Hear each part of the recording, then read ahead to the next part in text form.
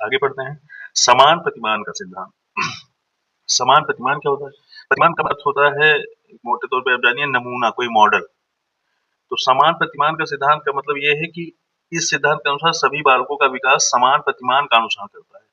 मतलब कि वही जो मैंने समझाया कि अगर आप बरगद का वृक्ष लगाते हैं तो उसके विकास की प्रक्रिया हर बरगद के वृक्ष के तरीके ही होगी।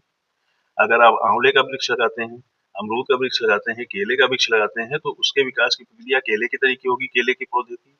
आम के विकास की प्रक्रिया आम के तरीके होगी। तो जो मॉडल होता है डेवलपमेंट का, जैसे बच्चा विश्व में किसी का बच्चा हो, अगर वो मनुष्य का बच्चा है तो उसके विकास का जो मॉडल होगा वो समान होता है, एक समान मॉडल का अनुसरण करता है।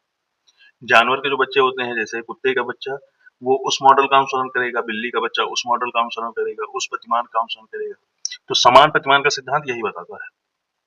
इस सिद्धांत के अनुसार सभी बालकों का विकास समान प्रतिमान का अनुसरण करता है, किंतु इसमें वृद्धि एवं विकास अपनी व्यक्तिगतता के अनुरूप होता है। मतलब इंडिविजुअल हो सकता है, कोई बच्चा जल्दी ग्रोथ कर जाए, कोई बच्चा जल्दी डेवलप कर जाए, तो व्यक्तिगतता के अनुरूप में होता है, लेकिन जो इसका वो सिद्धांत होता है, प्रतिमान जो होता है, मॉडल होता है, वो सेम ही होता है। वे अपनी स्वाभाविक गति से ही वृद्धि और विकास के विभिन्न क्षेत्रों में आगे बढ़ते हैं और इसी कारण उनमें पर्याप्त विभिन्नताएं देखने को मिलती हैं। व्यक्तिगत स्तर पे विभिन्नता देखने को मिलती है इसमें। अगर किसी बच्चे के व्यक्तिगत उसको देखेंगे डेवलपमेंट को, तो इसमें भिन्नता देखने को मिलेगी हमको। आगे बढ़ते हैं। इसीलिए किसी के विकास की गति तीव्र और किसी की मंद होती है।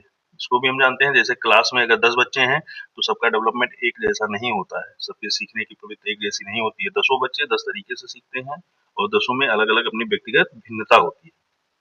आगे गेसल के अनुसार 2 व्यक्ति समान नहीं होते, परंतु सभी बालकों में विकास का क्रम समान होता है।